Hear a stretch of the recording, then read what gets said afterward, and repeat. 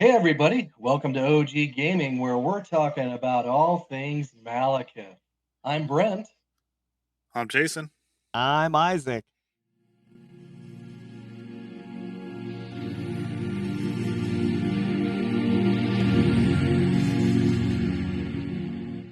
Hey, if you like our content, remember to hit subscribe and hit the like button.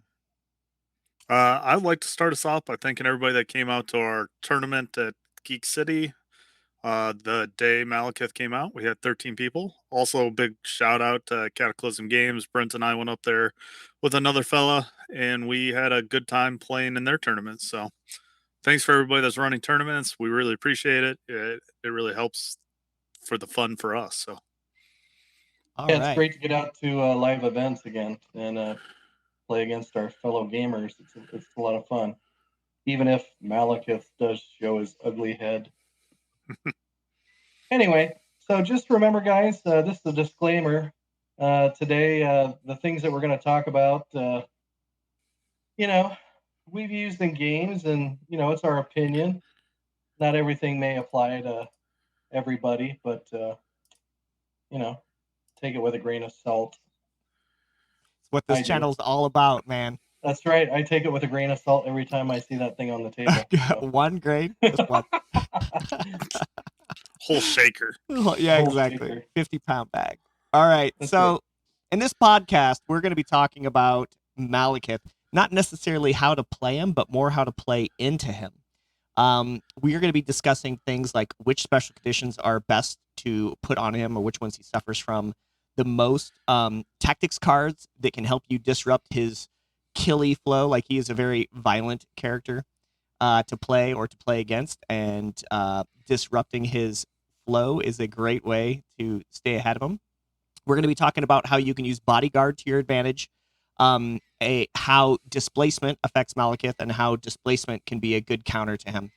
We're also going to talk about crisis card selection and which crisis cards will lead you into a place where you could stand a chance against Malekith. There's definitely some crisis cards that, if you were to take, they play into his game, so you want to choose the ones that don't do that. And then what, you know, if you can't beat him, join him. Like if you find yourself in a mirror match, what are your options? Um, Violence. Violence. I mean, it's it's one of the main. You could throw buildings in this game, right? It's like a huge piece of the game. So Right. to be clear, when we say beat or defeat Malekith, we're not really saying to KO him. Like that's not always the goal. It is a goal, but it's not always the goal, right? It's a possibility. So what we're really talking about is ways to tie him up, ways to ruin his action economy, ways to trade 4 or 5 points for his 7 points. So maybe you've got some smaller characters, they get killed, but it keeps Malekith tied up the whole game and he doesn't earn his 7 points.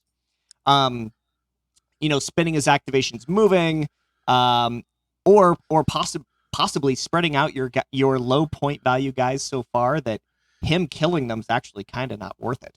And then finally, as we mentioned, special conditions. As we discuss this, there's always going to be Malekith can just counter that by doing this. And that is true. So one of the things you have to think about here is you have to have a defense in depth. You can't just have just one solution to Malekith won't work because Malekith will just kill that character.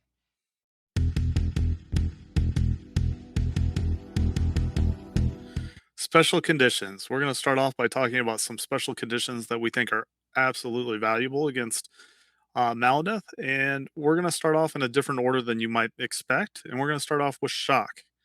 We feel that shock, or at least I feel that shock, and I'll get these guys' opinion here in a second, is one of the most valuable ones. It puts the damper on Malekith where he's rolling one less dice on every one of his attacks. And when he rolls one less dice, it's just a greater opportunity for him not to get a skull, another crit, another wild, another hit, anything. That one less dice feels like when we've been playing some games, especially me, since I probably played the most games, that I wasn't able to consistently get the dazes in, and I would have to do 2 attacks instead of 1 attack per character to get a daze off. That was a huge setback on his action economy for me, and it was just a simple thing like shock. And one of the best things I think about shock on him versus something like stagger is that shock lasts with him until he either takes an entire action to remove it, or he uh with a shake, or he dies. So it doesn't just go off after the round starts. So, and he's not forced to shake it, so it sticks with him for a long time. What are you guys' thoughts? After having played against him for 6 games or so, I would say that I would agree with that condition. It's imperative that you take away as many attack dice from him as you possibly can. He's gonna roll a lot of dice against you, so if you can mitigate as many of those as you can and make him have to attack you multiple times instead of just once, I think it's definitely worth putting that condition on him.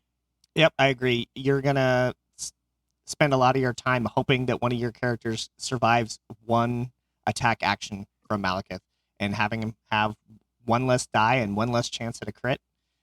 That's seems like a really great way to go. Uh, the next special condition that I'm going to talk about is slow. Slow just means he's got a whenever he makes an advance, he's moving slow speed or the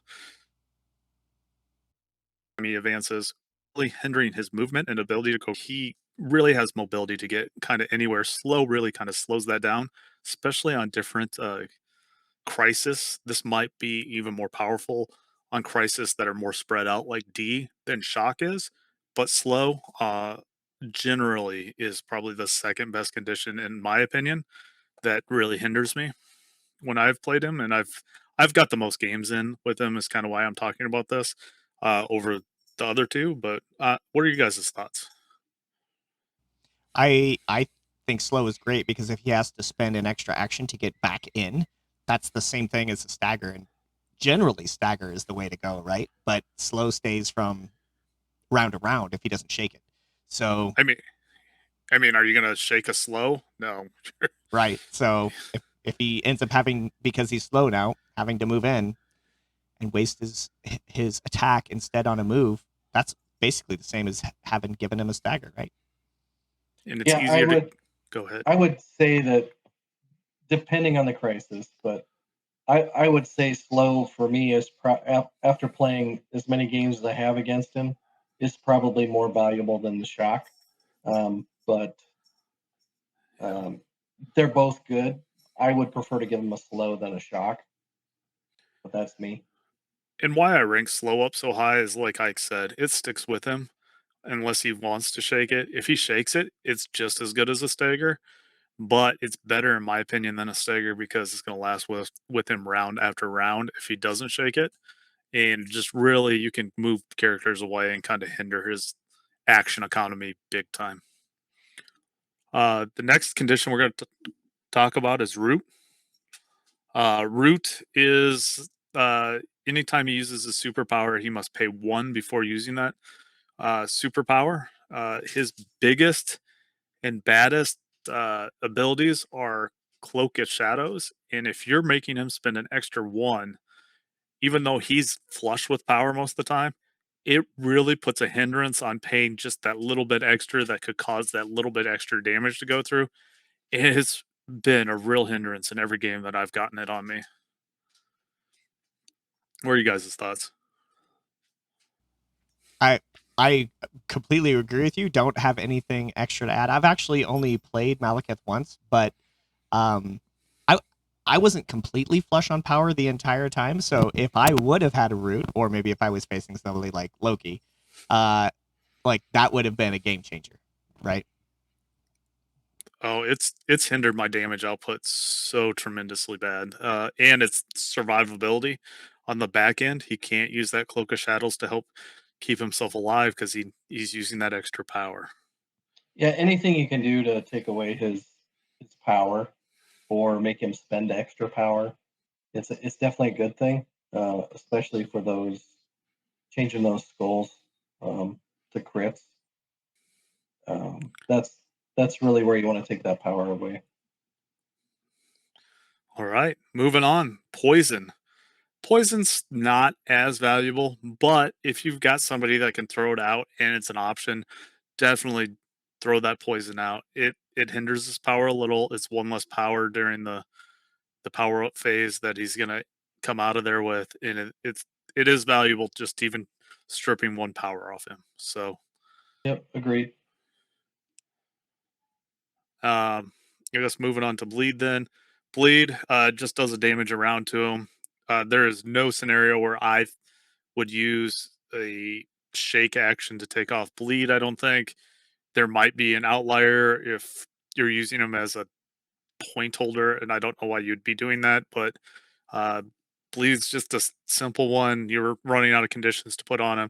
That one extra damage might mean the difference between you being able to daze him for a round, so you just totally mitigate an entire 2 actions from him, versus not later in the game, which could mean the difference in a couple victory points that could win the game for you.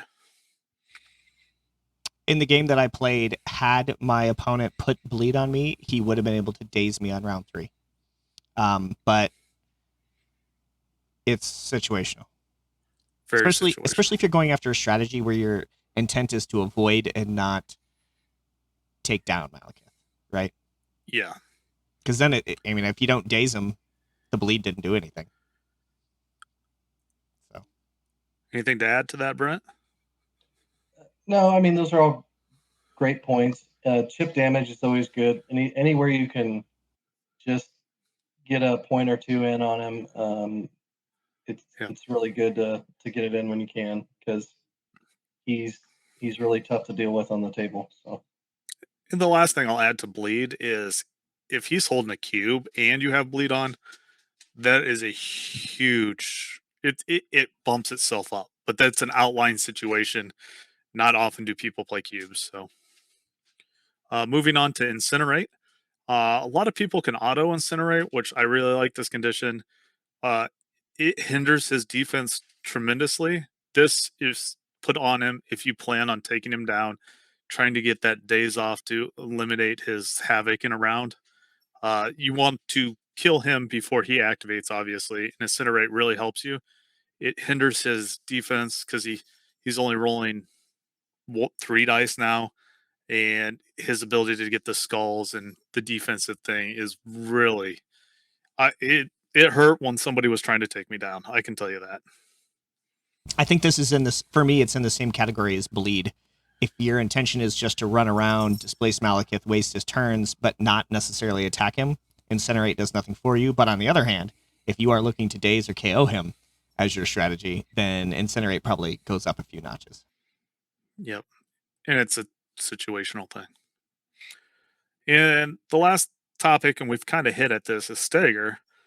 Why we believe stagger is really awesome condition to put on Malekith. It absolutely takes 1 action away from him during his activation. The problem is it's not always easy to set up. It usually costs you a lot to set that up. There's only a few characters that can easily set it up, and he can just pinpoint them out and take them out. If you have a character that can stagger, obviously use the stagger to your advantage.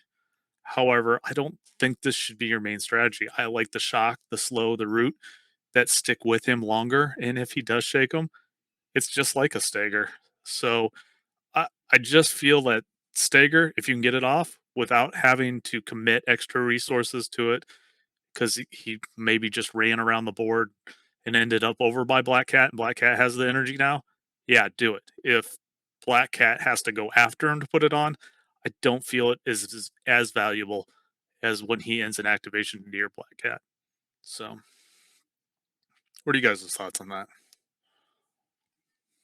100% agree. If you have a character that you were going to bring that can do stagger, absolutely stagger him, but I wouldn't go out of my way to bring stagger. All right. And each of us are going to cover 3 characters that we think can add some conditions very easily, and we think that could help you out. I have Cassandra Nova. She's a 5 threat. However, she has stealth. She has an ability to move back out of the way if she does some damage. But she can put root and slow on for 3 power. And those are two conditions he does not like. He will absolutely hate those two conditions, and it's 3 power. She's got to be in range 3, and she might be able to escape it. And we're going to talk more about some things she can do later on, so I'm not going to totally go into it. But for conditions, she puts out Root and Slow. I also picked the Web Warriors, using Amazing Spider-Man as the leader.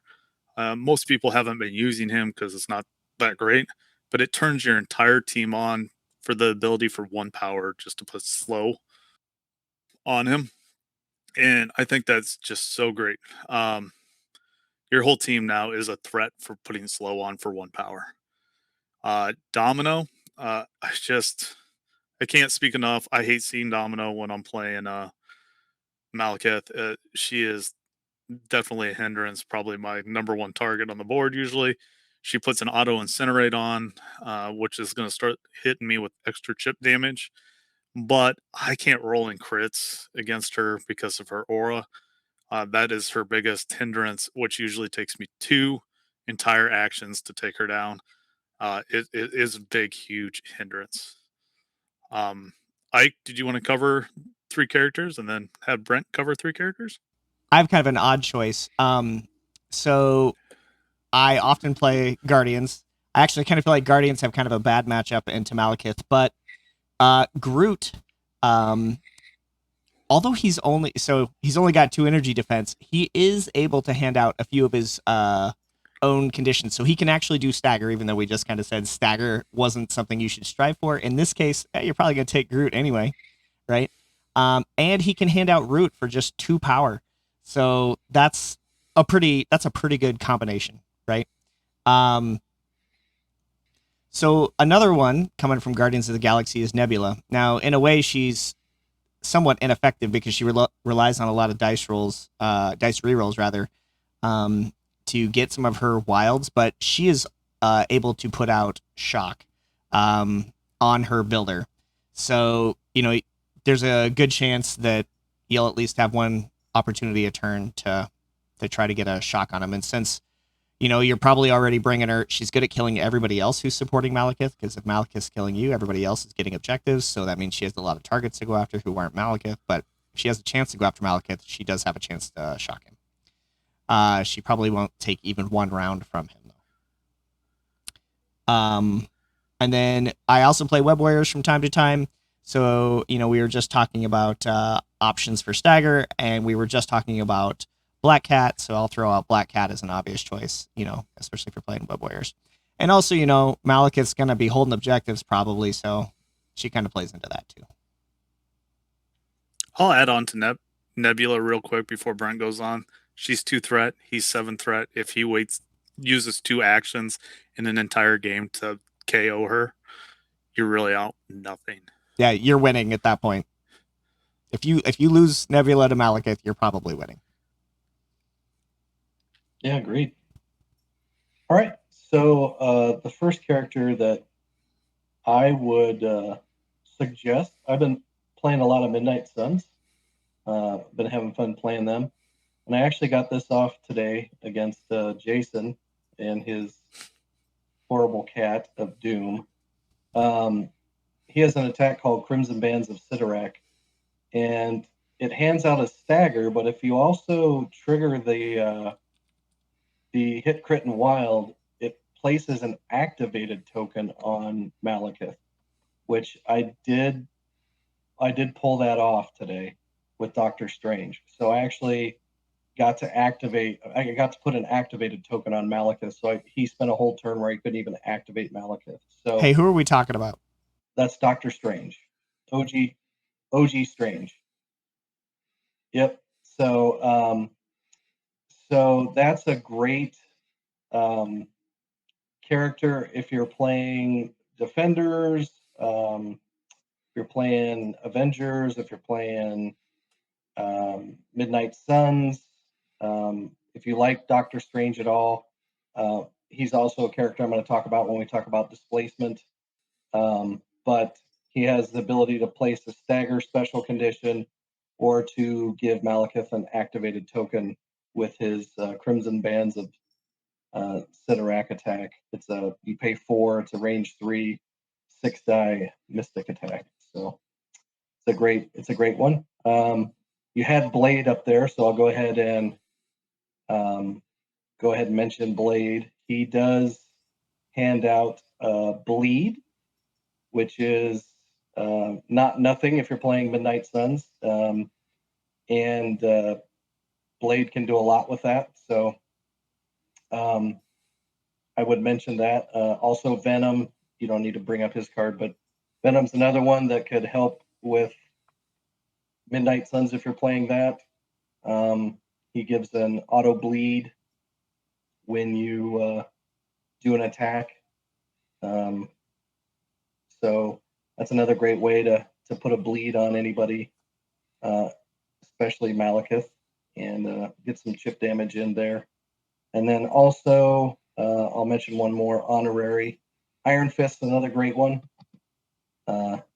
He's obviously in my Midnight Suns list, and it's something that Malekith has to be conscious of with the ability to give him the stagger or the activated token. So the ability to run a list where you have two characters that can do that between Strange and Iron Fist is really good. Something I'm going to be more conscious of when I face him in the future, and focus, I think, on a strategy like that. Just the fact that I had it be successful today was interesting. I did lose the game pretty handily, I should say, but it was nice getting that off against Malekith in that game. So That's with no rerolls, guys, because you can't reroll against Malekith. I was holding Malekith off because it was not optimal for me to do Malekith right away, and he went with Strange, and he goes, "I need this, this, and this," and I put an activated token on you. Regardless, I put a stagger, and it a whole turn without activating Malekith. yeah, the stagger is guaranteed after the attack, no matter what. The activated token was the hit crit wild, so that I didn't get to place the stagger. Obviously, it's either or. So since I got the nice dice roll, I got to place the activated token. So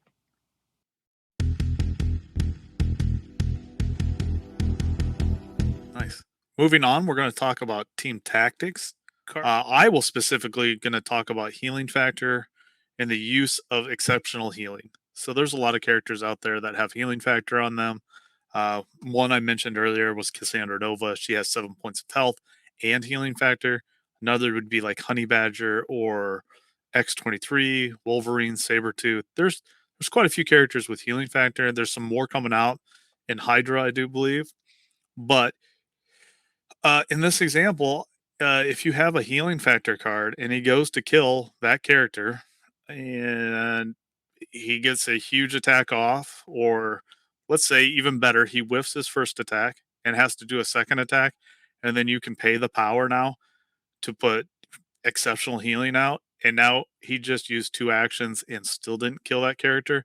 That is a win-win. You just sucked up so many actions on your little 3-point character, even if it's the 5-point Cassandra Nova. But it just really slows him down. And if you're going to slow him down for a turn using tactics cards, this tactics card's exceptional at doing what it does. It doesn't let him use his leadership now, which he's probably hoping on to get somebody else into position to use it again.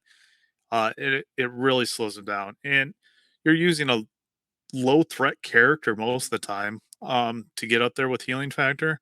And so he takes out your 3 threat. He's 7 threats. And now it took him 3 actions to daze the character and another action on the backside. So 4 actions total, which is 2 turns to kill this healing factor character.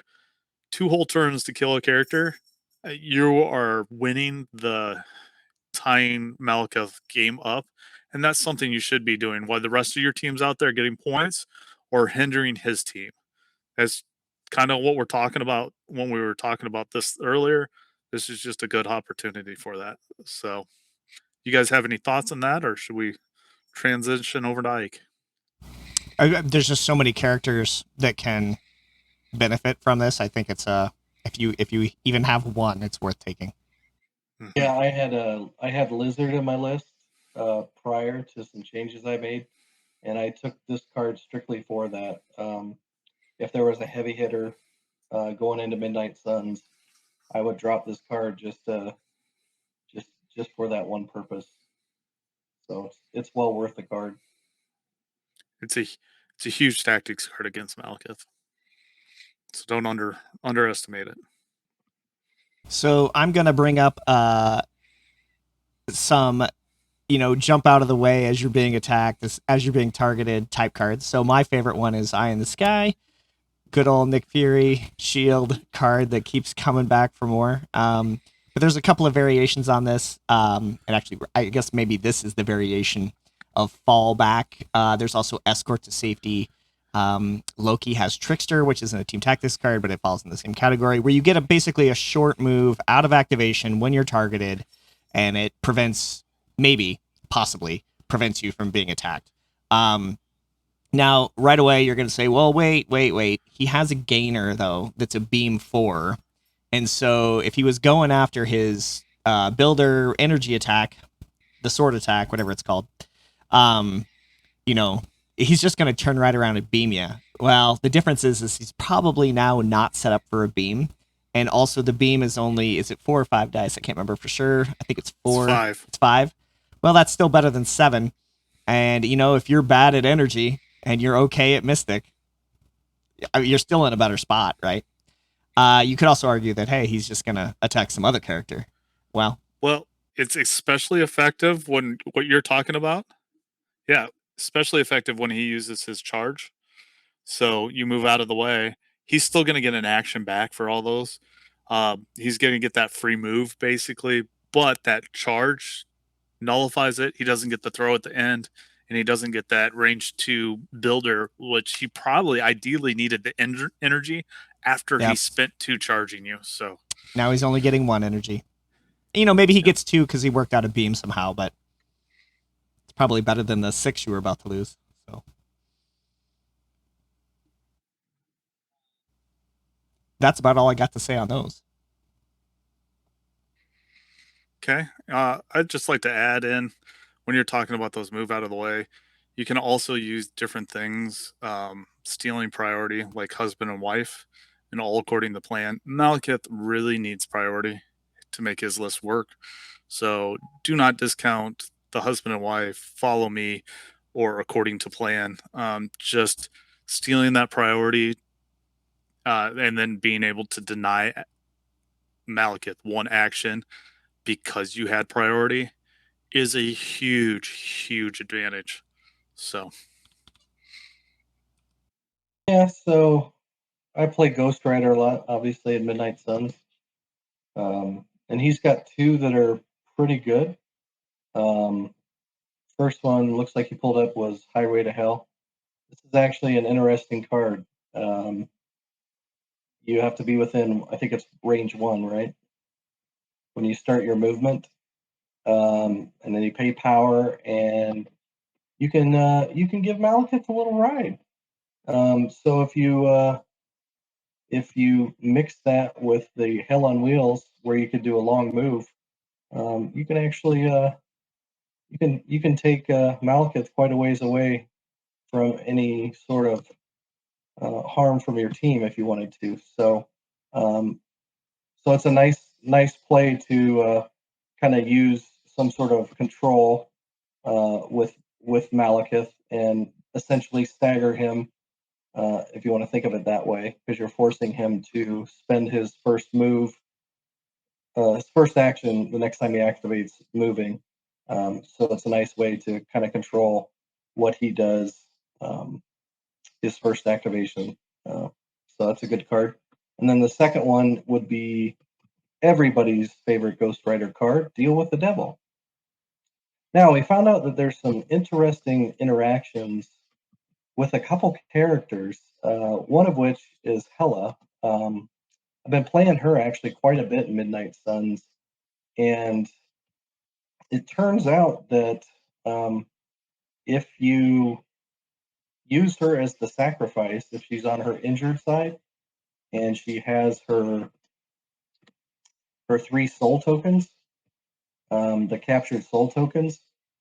You can actually use her as the target for the deal with the devil, and she can still come back and not be KO'd from the game, and Ghost Rider still uses her as the target for deal with the devil. So he comes back, she comes back, you still have everybody, and Ghost Rider would be on his injured side, he wouldn't be on his healthy side, but you still would have a Hela on the table as well. So that's an interesting interaction between Ghost Rider and Hela if you play Hela. She's an interesting character that I don't think sees a lot of play, but she's also one that gives out a bleed condition and can help do some interesting things on the board against Malekith. So might be a character for people to consider. She can be very tough to kill, especially if she has those soul tokens on her. So No, it's just such a hard card because it puts him at a different spot on the board, removes his activated token if he's already activated, removes all the conditions off him, and he gets to go again. If you're running Malekith, you're probably targeting Ghost Rider if he's close to you. Otherwise, that Wicked Judgment and your Cloak of Shadows is just going to eat you up, and he's going to have such an easy time just taking you off the board with Wicked Judgment that it's not worth not dealing with him. yeah, I think every time I've had him on the table, you've gone after him pretty quick. Yep. And I will point out, it's very risky taking Bob to do the tricks on this versus Hela. Bob is an easy character for other people on Malekith's team if they're running the Malekith leadership, that they can just set a person in front of Bob, activate first, kill Bob. Bob doesn't actually get KO'd, so he stays out there for them to kill the next turn, and usually they don't lose priority, and it gives a short movement, one more power, and remove a damage off Malekith for free every turn. So we ran into a situation the other day when I was playing somebody where I used Magneto just to keep hitting Bob. Bob just kept moving Malekith back to the fight faster, and Malekith just started tearing stuff up. So yeah, I don't recommend dropping Bob into Malekith. It's a bad decision. Also, grunts are really bad into him. Grunts are really bad because they trigger his leadership every time they die. Have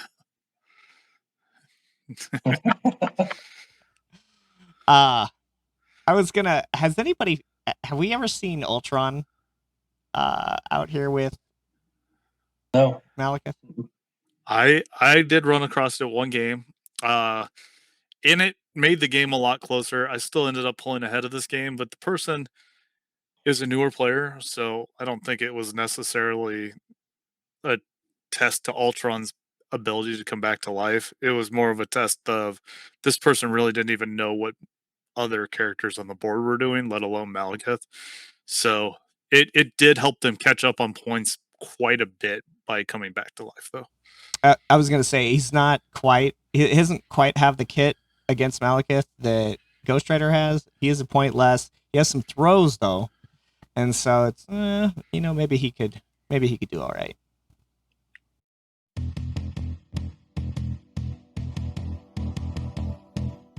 And I think the next session we're going to talk about Bodyguard, but I think Brent's our best person using Bodyguard. He used Bodyguard so effectively for like 3 or 4 weeks that I almost wanted to quit the game. So we'll just let Brent talk about Bodyguard.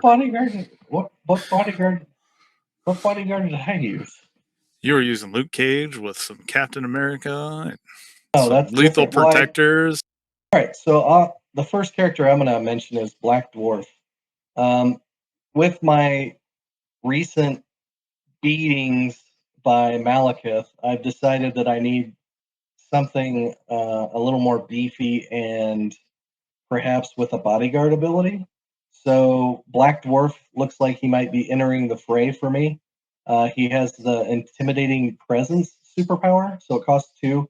And when an enemy character within range 2 of this character targets another allied character with an attack, this character can use this superpower. This character becomes the target of the attack, regardless of range and line of sight.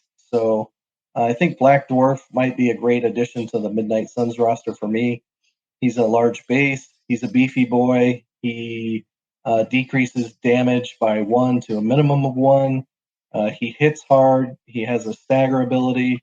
He can bump like nobody's business. So I just think overall, this might be a pretty good character with a bodyguard ability to add to my toolkit. He can also throw size 4 medium, which would be nice to throw Malekith into stuff. So I think that might be something to consider for players who are having to deal with Malekith, because Malekith will be up front and personal and within range 2. So, I think it's good that you brought him up because I can't even remember the last time I saw Black Dwarf on the table, except for maybe the affiliation battle at Adepticon, because you had to take him, right? And certain matchups for Black Order back then. So I'm excited to hear that he, I had not even thought about this. He is a pretty great counter, at least on paper, to Malekith, because damage reduction, that's basically permanent shock, right? Well, you tie him up with shock and then put that in there, and you're talking a minimum of 2 hits out of Malekith to probably take him out, and he could probably hinder Malekith's action economy just by throwing him away the full length medium without hitting anything else. Right, yeah, okay. That's what I'm saying. So he gets, for 3 power, I can throw him medium, right? So, and then couple that with the best 2 threat in the game and the Wongster, and I could heal him 2 for 1 power. That's pretty good. That is a complete disclaimer, by the way. The only person that thinks Wong is the best 2 threat in the game is Brent. Nobody else believes that. Well, that's only because he's affiliated Midnight Suns. That's the only reason I say that. He trying to drag us back on topic here.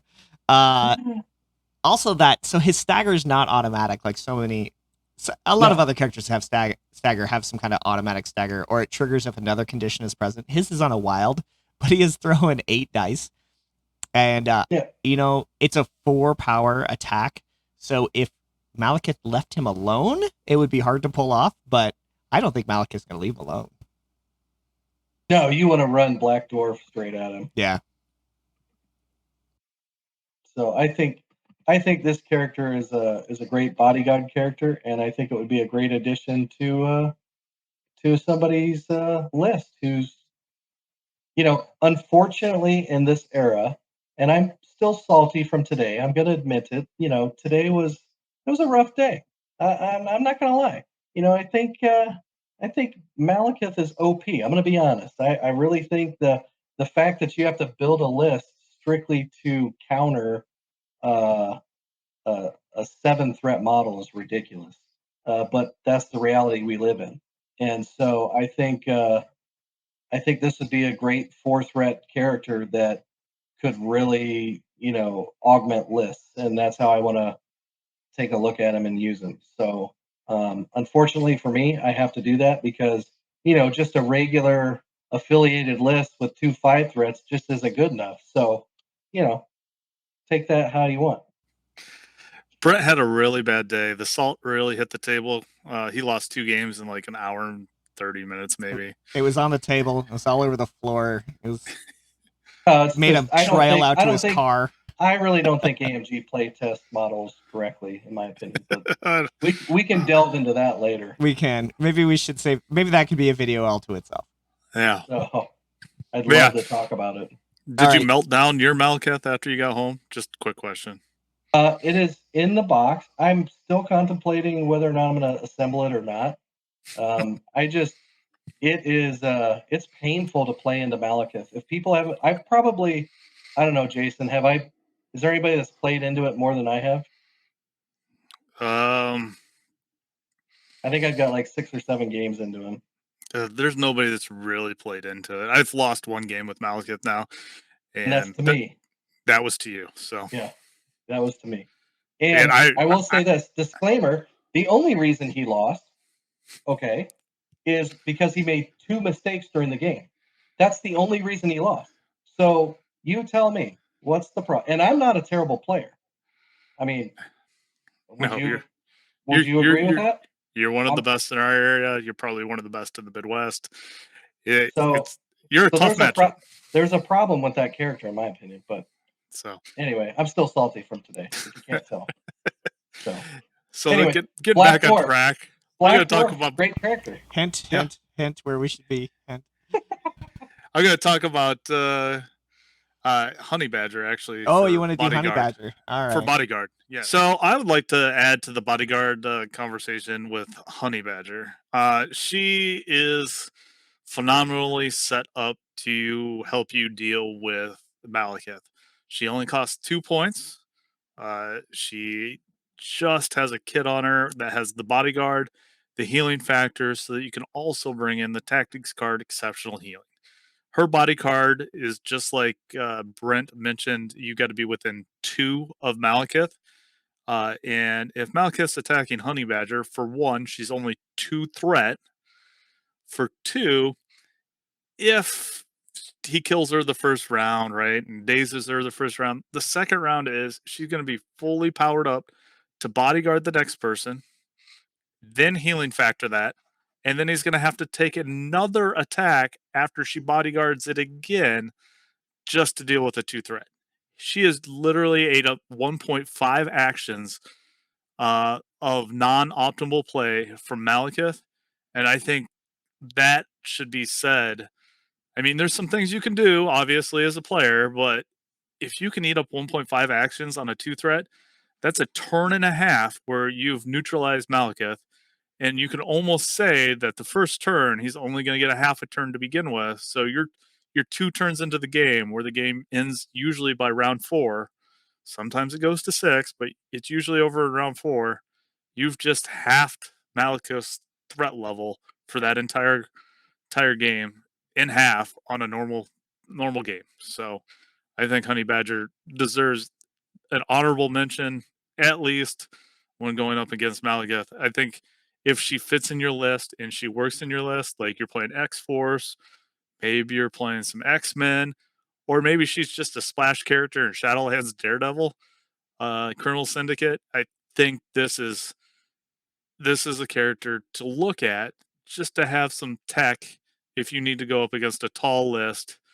And her tall list, she works against other talls.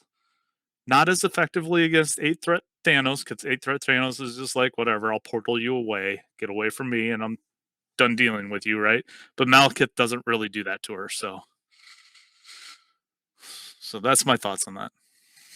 So, been playing a lot of Shield, and I'm not sure my winning record. If I take Nick Fury and She-Hulk together, it's got to be like 1 out of 4 or something. It's not too great, but She-Hulk brings a bodyguard, brings 20 health on her healthy side, her only side, which would take a little while for Malekith to chew through, especially since she has that 4 energy defense against his builder.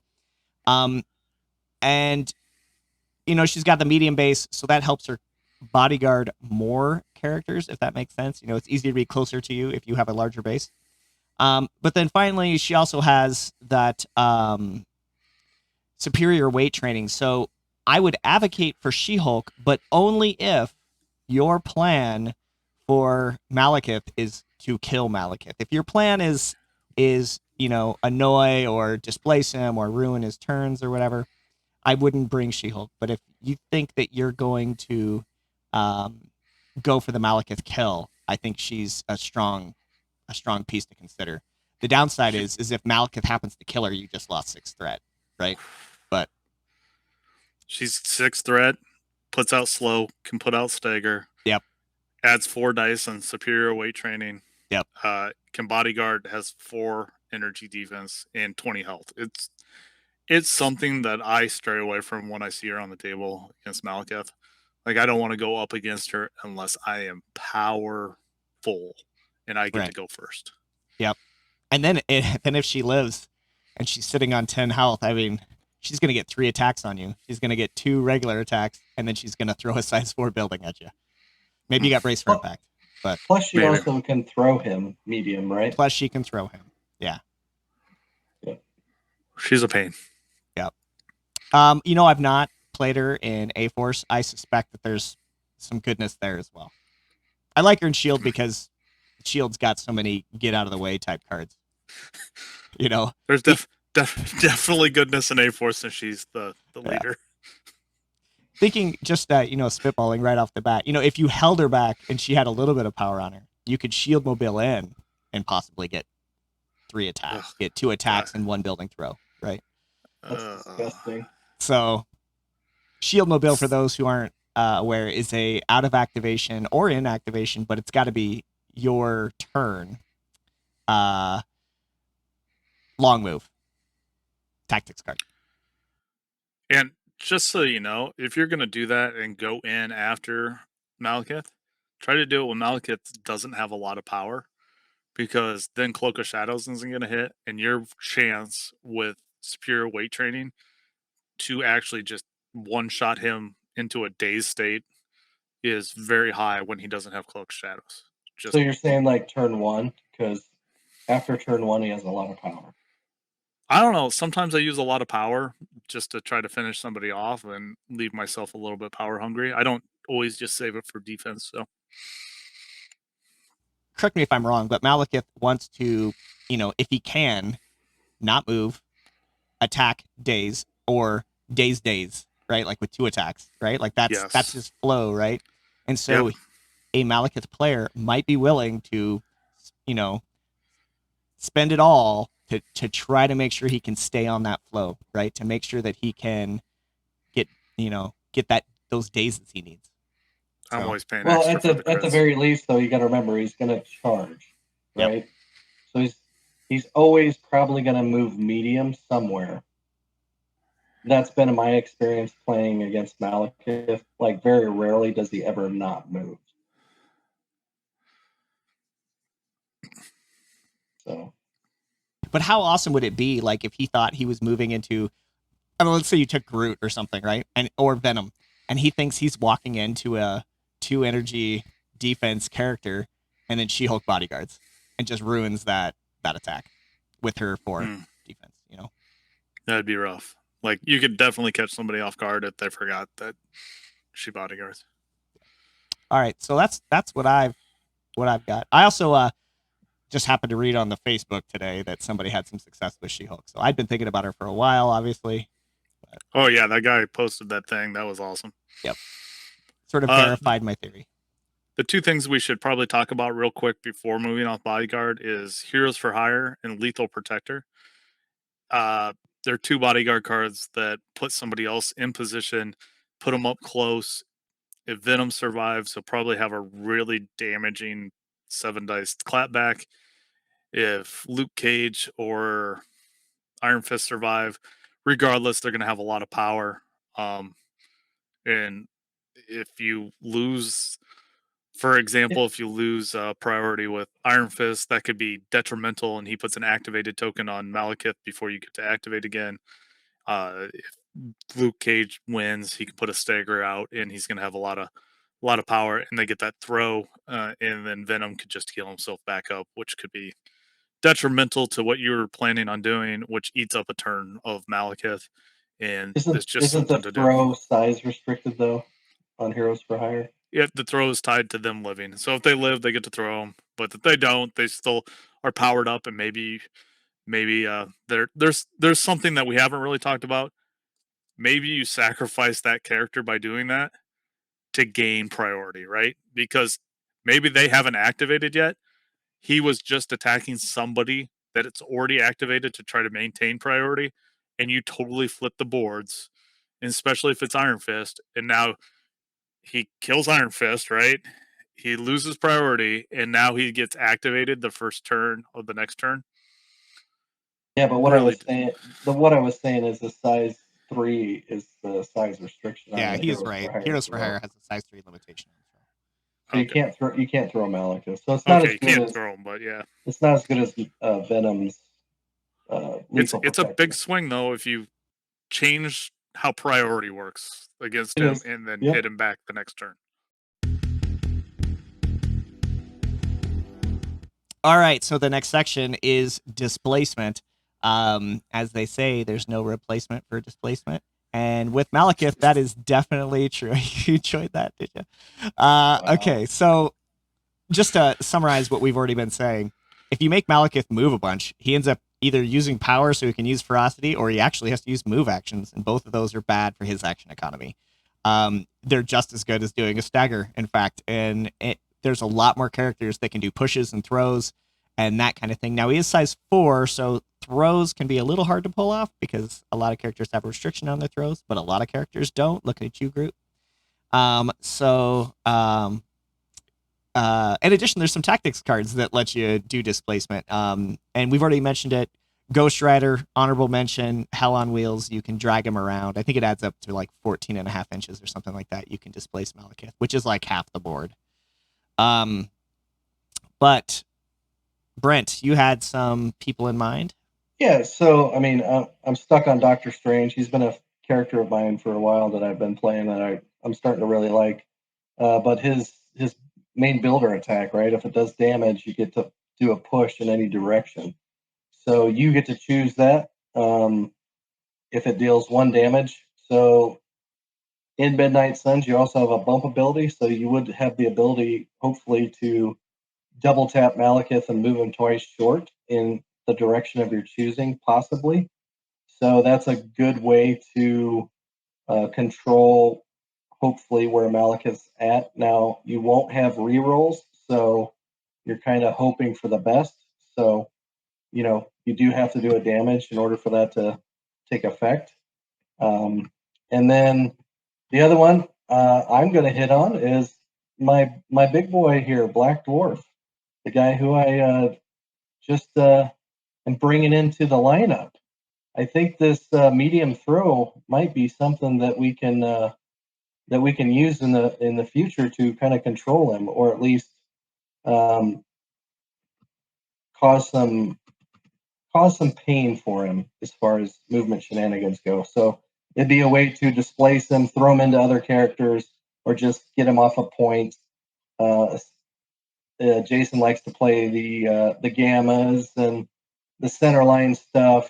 He also likes to play, I think, researcher in that list. I did play research.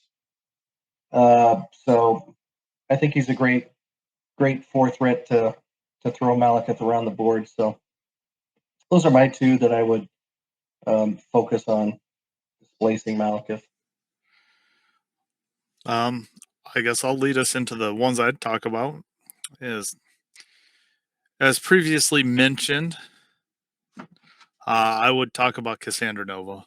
Cassandra Nova has an attack that moves a character, their movement, for 1 power. So it basically has a superpower plus an attack for 1 power. It doesn't matter. Super good. It's super good, guys. Super good. She is just so set up. She's got 7 health. She's got decent energy defense because Malekith does not want to use his spender. She's got decent mystic defense, and then she's got this power at range 3 for 1 power. She gets a superpower and a 6 dice attack against him, moves him his distance. Hopefully, you've already used the 3 power to put root and slow on him. On top of all of that, and then maybe she just moves away because you've got exceptional healing, forcing Malekith to do all kinds of stuff to go after her. She's just can control the board. She is a great 5 threat, in my opinion. I think people have been sleeping on her. I've played her a ton of games. If I was going to build a list that I knew Malekith was going to run wild at a tournament, I probably would have Nova in my list just to have a counter to her. She does so much against him, and she does so much against everybody else. She has stealth. If he moves within 3, she's got an ability for 2 where she rolls 5 dice, and any crits or wilds, he's going to take a damage. And if he takes a damage, she gets to boost small again, which could just put her out of range and pass stealth again. Psychic distraction. Psychic distraction. She doesn't suffer collisions with some superpowers too, which is just huge because he does that throw off ferocity. The next character I'm going to cover is MODOK. I think MODOK is super good. Changing those attack dice modifying the attacker's attack dice. So if he rolls a bunch of wilds, no pierce for, well, he gets pierce, but no other powers for him, no hit damage. He's got 10 health. He's modifying those dice, those wilds back away. He still gets pierce, by the way, guys, just so you know. Pierce would go off before MODOK modifies those to blanks. Just MODOK, one. Only yeah. one wild. The rest get changed. What? Only one die pierces. Yep. Everything else gets changed. Yeah, he'd still get his pierce off. That's all I'm saying. And then he'd change all the wilds to blanks. So it's mitigating all that damage that he wants to do with 10 health. And then you've got he gets to advance a character for a superpower, and he's doing a really good job at that. He also has sap power. I can tell you, we haven't covered this yet, but sap power is so good. Going back to Cassandra Nova, she has a builder with sap power at range 4. Sap power, taking power away so he can't Cloak of Shadows. Like, I feel Cloak of Shadows is what makes Malekith super powerful. You take that away from him, it's kind of game over. And then the last character I'll talk about is Hulk. Yeah, when we talk about Hulk, right? Yeah, I want to talk about Hulk because you might want to go high threat against him.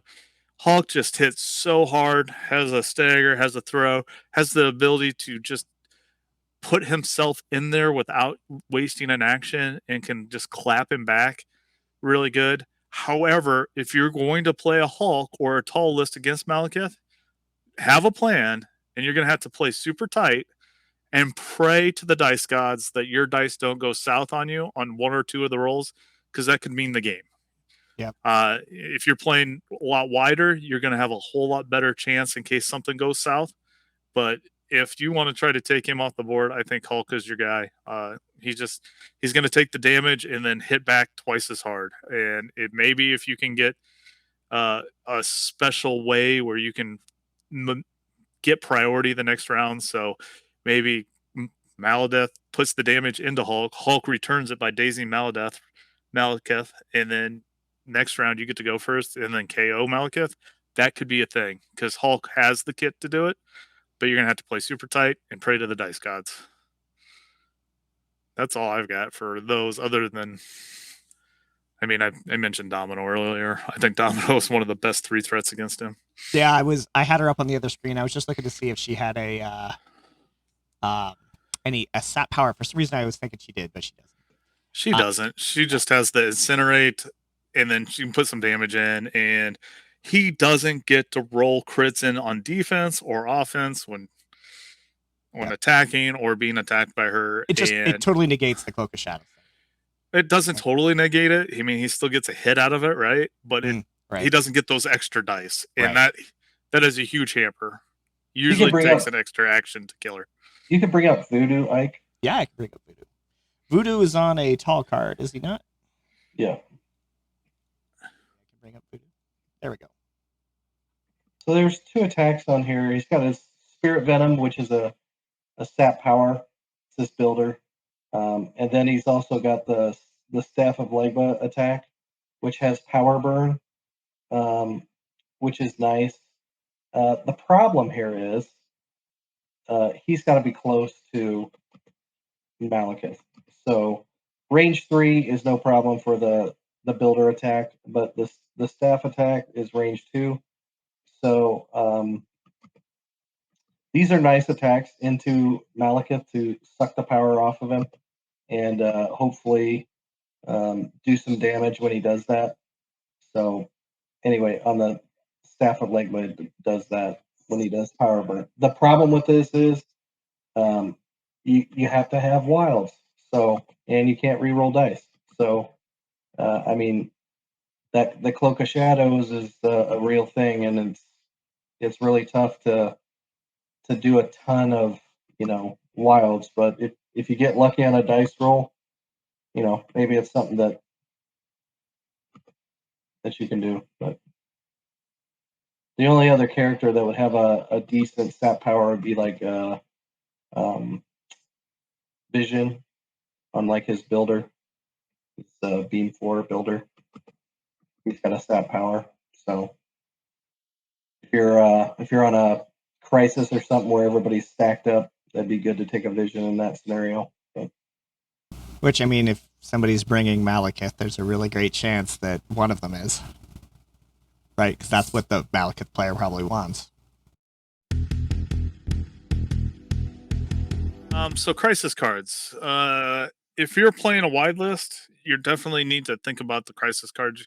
If you're playing any list, you need to have a plan with your crisis cards and what you're going to take and what you don't want to see against like a tall list. If you're going wider, if you're going tall yourself, you're probably going to see the same list things that Malekith does. The crisis cards that I'm going to tell you, if you're worried about Malekith, absolutely 100%, never in a million years put gamma shelters in your crisis deck. Gamma shelters, if you see a Malekith player, they will have gamma. Make sure you pick secures and you have a plan for your secures. Malekith does not like flip secures, and he doesn't like things that are far, far away from each other. So just understand when you're picking your crises that you want to do that. I mean, there is a chance that you still get researcher picking their extracts for Malekith, but if you get researcher, hopefully you can get a really wide high point secure that can negate him getting 2 points, 2 points, and then 4 points from here on out, right? So you've got to have a plan for that. So, and pray. I guess pray. So just have a plan with your crisis cards. Tall lists do not like spread out crisis cards. They like researcher, where they're going to clump everybody in the middle. Gamma is totally horrible if you don't have the super, super killy tall list. You just want to stay away from it. Even if you think you've got a kingpin list that can handle it, I do not think that this is the crisis you want to run into against Malekith. So, I don't know. There's so many crises out there. He really doesn't like a lot of things. Like hammers I've been finding hammers with Malekith has been kind of a hindrance. I've been winning the games, but hammers is a lot better for other people than it is for Malekith because he wants to use the power to charge. And usually all the power on all his other guys, it becomes a real hindrance for them to get off their tactics cards that he really needs them to get off to make this thing tick at the highest thing. So hammers actually is probably a good thing to take. I've been winning against it. Winning with it. It's probably coming out of my list for Malekith though, so it's probably really good in anything attrition-y against him where you can go wider and you're not tactics cards reliable. But those are my thoughts on it. I don't know what your guys' thoughts on different crisis against tall list, I guess, and Malekith. I actually wasn't sure about hammers either. Like I could have saw that one going either way. Definitely, if your plan is to kill Malekith, hammers might be a consideration. Like if you were doing, like I think we just discussed Hulk, right? Like you're not going to be using a ton of tactics cards. But like if you did Hulk, She-Hulk, Hulkbuster, man, hammers, do it, right? But one of my secure, I think might be my favorite one. It's a D secure. Portals overrun with spider people. So it's a flip like secure, right? And then the other thing I like about it is that it includes a chance to move Malekith, right? Like it has the displacement thing built into it. If he's contesting one of the secures, right? And then for extracts, this one I kind of went back and forth around too. So keeping it, in the Spider-Verse, I kind of thought Spider Infected might also be good. So there are 5 of them because it's an F, right? And I'm pretty sure on that one you can only hold 1, right? Yes. I think that's right. Yeah. Yeah. And so that means, Malekith's probably in a tall list. There's a chance that like he gets stuck in a situation where he's got 1, but there aren't enough characters for him to hold more than 3, right? And so again, you have a chance to displace Malekith in that one. And then another one is that a Malekith list, ultimately will become an attrition list, right? And because there are 5 of these, if you manage to, maybe somehow grab 3 or 4 of them, it becomes a high scoring extract, and then maybe you can win before he kills you, before he tables you. So that's where I'm coming from on those two. Yeah, those are good. I'll speak to hammers quickly. I've played hammers a lot against Malekith, and at first I didn't think it was a good idea, given Malekith's team hammers. But after playing several games into it, I actually like hammers into Malekith because it gives you more offensive firepower, not necessarily into him, but into his cronies that he's taking. So I like hammers into Malekith. And to your point, Ike, especially if you're going Killy into him, it just bolsters that. Other crises I like into Malekith are another pay to flip is Mutant Madman. I don't think it's spread out, and you got to work to keep those. And then I think cubes is good. Again, it's 5 points. You're taking damage. If you have an ability to heal at all, that's huge. A list that I play, which I'm changing up some of my crisis based on this, I do have the ability to heal. So I think that could be a game changer playing into Malekith too, because the more cubes he picks up or that his team picks up, the more damage they take, which makes them easier to kill. So, Hey, I want to talk about one not to take. So I've only played Malekith the one time, and we ended up playing Legacy Virus, and my opponent was able to get all 3 of the cures on Ronan, and he pulled the trigger, killed Ronan, and I don't know if Ronan maybe should have been able to get off of Kree Justice, but I don't think he had the power. And basically, like he got those points, and then he was down a character, and then it was just like Malekith got a free turn because that guy's dead, right?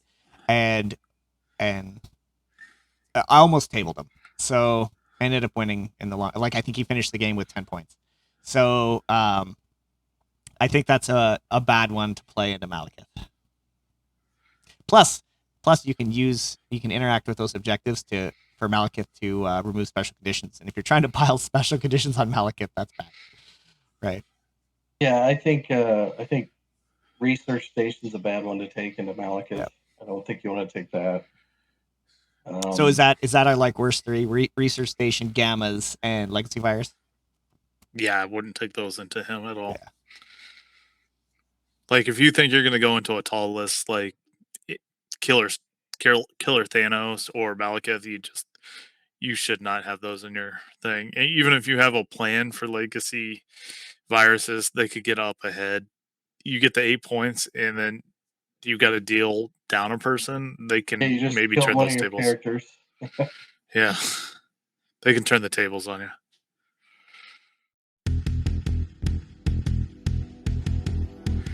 Yeah, I guess I can talk about this. I'm going to breeze over this. Factions that I was high on right now, like when we thought about making this list, I think our opinions have changed a lot.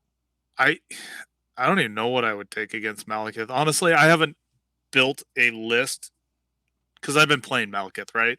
Right. So I don't think I'm the best person. I would take Malekith against Malekith. So I'll just choose violence against violence. And I've been successful on the games that I've played taking my Malekith against their Malekith, but I've gotten more games in, and my character selection is way more refined than that. And I can tell you that a lot of the characters that people are saying to take with Malekith are not even remotely close to the characters I take, and I think I make it a whole lot more painful than they can. I've tested the characters they're talking about online, and I mean, some of the characters I take are just, it's painful. I asked Brent. It's a different game, I guess. So that's what I wonder what they play test with. Yeah. Like so a lot of people are saying take MODOK with him. I have tested it multiple times with MODOK. I have hence eliminated MODOK from my Malekith list. MODOK just isn't a good enough 5 threat to take. Juggernaut is now my 5 threat, and he gets the job done when I take a 5 threat. But a lot of times I like to spread out and take 2 4 threats. When I go up against Malekith, then the 2 characters I've been testing out to go up against Malekith are Crimson Dynamo and Vision.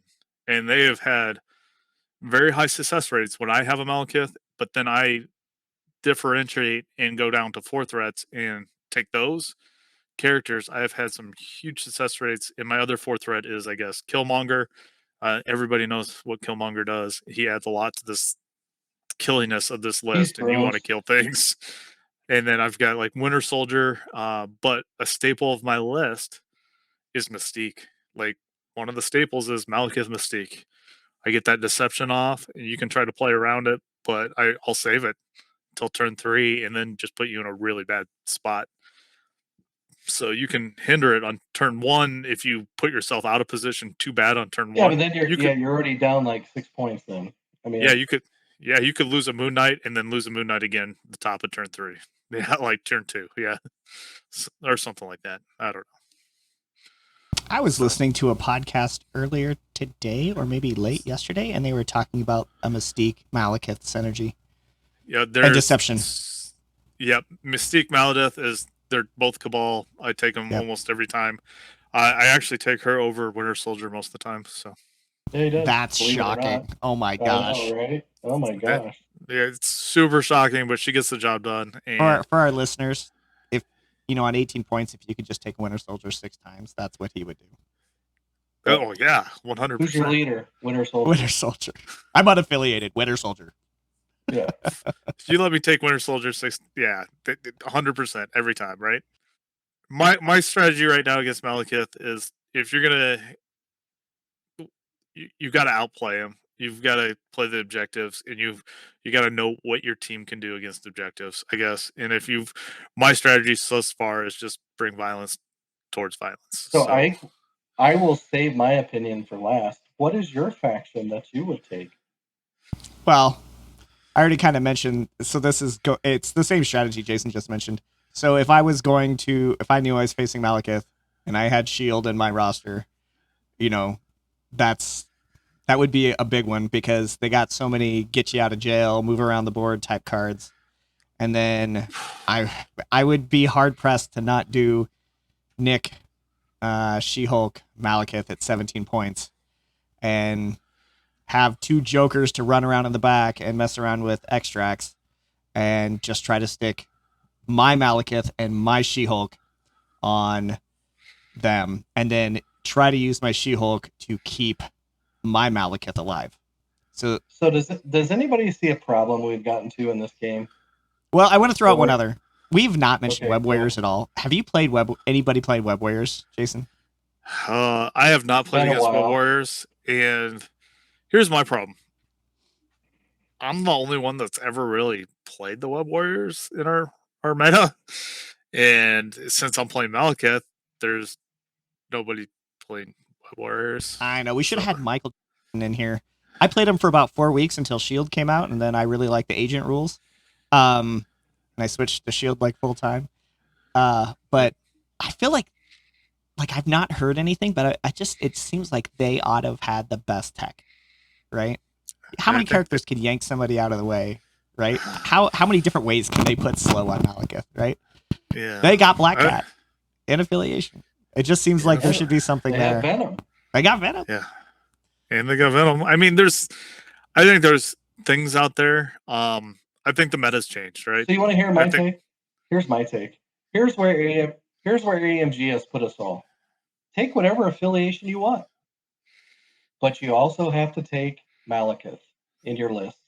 That's where we've gotten, is in order for you to counter a Malekith, you have to take a Malekith as well. That's where we've gotten in our lists, is you can't just take a regular old affiliation and play it into a Malekith list, because you can't.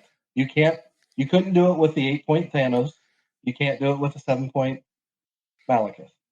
So, I think you could with an 8-point Thanos. You just have to have a player that knows very how to play tough. well. I mean, you know how salty I am from today, but you talk to any You talk to any person. He's over the top right? salty right No, now. listen. Talk to any of the Black Order. Talk to any of the people who played against Black Order and how much they love Black Order players. Right? That's the same place we're going now. I mean, that's what they do. They design these characters, and the counter to it is to take another one. Right? So we've gotten to a spot where you have to take something in your list to directly counter it, because it's not viable to take a standard affiliated list with, let's say, a 5-threat character and be able to compete against a 7-threat Cabal list. It's not. It's very difficult to do. So I would say take whatever affiliation you want, but make sure you have at least one slot for a heavy hitter, whether that's a Thanos or a Malekith or a Hulkbuster or a Hulk, something at least 6-threat or higher. You have to have something that's going to hit hard and be able to deal with Malekith. That's what I would say. And be able to survive getting hit back at least once. Yeah, take whatever you want to take and play, but understand that one of the roster slots is going to have to be eaten up by a big point model to deal with Malekith. Because in today's current game meta state, this is my opinion, disclaimer, my opinion, salt opinion, that's the way the game is right now. You have to take some big hitter to be able to deal with the other big hitters that are out there. So, your thoughts on that? I mean, I think you're correct. Yeah, I think there's something to say about that. Yeah, I also think that maybe we should ask our viewers, if you've gone up against Malekith and they lost to you, what was it that you took, and why did it make it worth it? Like, maybe more people talking about what they took against him and how they won, because he's so new still. We haven't seen a lot of games. So. Yeah, he's new. I mean, I've played I think about 6 games into him, and man, I'm just going back over trying to think of mistakes I've made or things like that, and I can't remember making huge mistakes in the game, and it's just game. I mean, I don't know what I could have done differently to even make the game close with that model, other than making drastic changes to my list. I had to make 2 huge roster slots for Hulkbuster and Black Dwarf. That's what I'm doing to change my roster to be able to just deal with this one model to try and be competitive with the Midnight Suns list. You bring up a good point when you mentioned to be competitive. So a thing that's what I'm saying, yeah. Right? Yeah. So this is for competitive play, right? This is not. I think we're gonna find out Beer and Pretzels ends up in the same spot though, because so here's the thing with the Thanos, when you started putting a bunch of gems on him and you brought him with Corvus and everything. If you kind of didn't know what you were doing, that wasn't a particularly great list, right? Like you had to play it fairly well, fairly perfectly. Yeah, you had to pilot it pretty well. Yeah, to make it work. Not it wasn't difficult to do it once you knew how to do it, but if you didn't know how to do it, it would take a couple of games before you stumbled into it, right? And I feel like Malekith doesn't have that at all. Like, it could be your 4th game and you bring Malekith, you like, you're still gonna dominate, right? It's not like that. Those Black Order lists that had a little bit of a learning curve to them. It was a small curve. The learning curve with Malekith for new players is going to be how and when do you use your Cloak of Shadows? Yep. Like, when do you spend the extra power on your crits and when don't you? And that's like the ultimate learning curve for that character. Yeah, but I mean, it's not that's not hard to be honest. I think if you're like, oh, I just want to kill stuff. This guy looks like he can kill stuff. I'm going to take this. Plus, he's got a freaking tiger with wings. Yes, let's do it.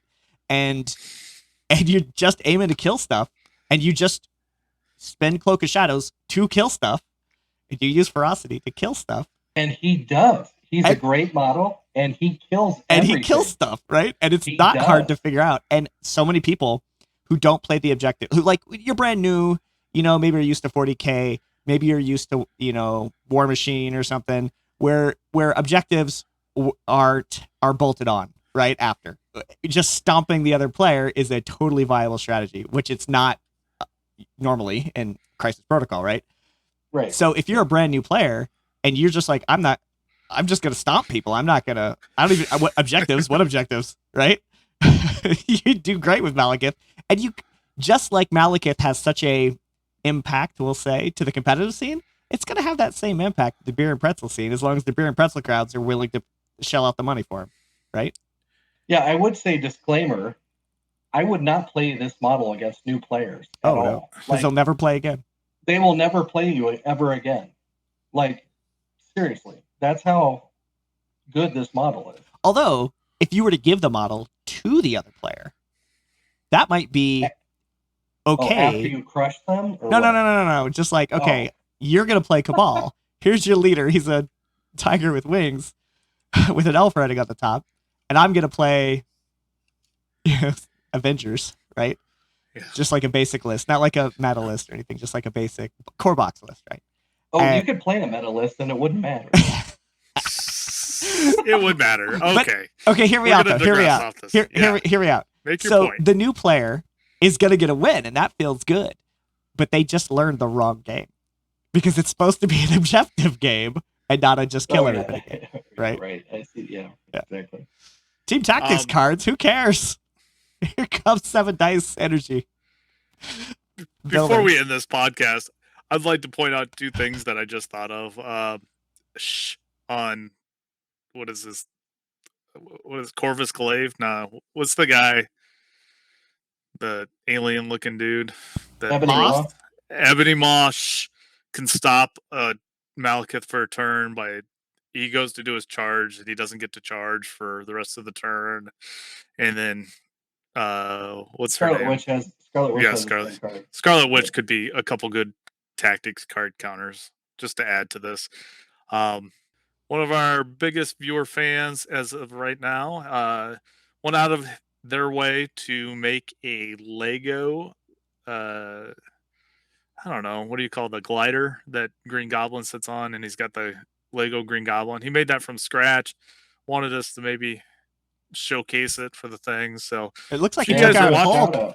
Hulk bit he took out Hulk with it. And you know what? If you guys have got things you'd like to add to our videos, you're watching us, we'd glad to shout you guys out. I'm gonna ask if I can borrow that, slam it into Malekith next time I play.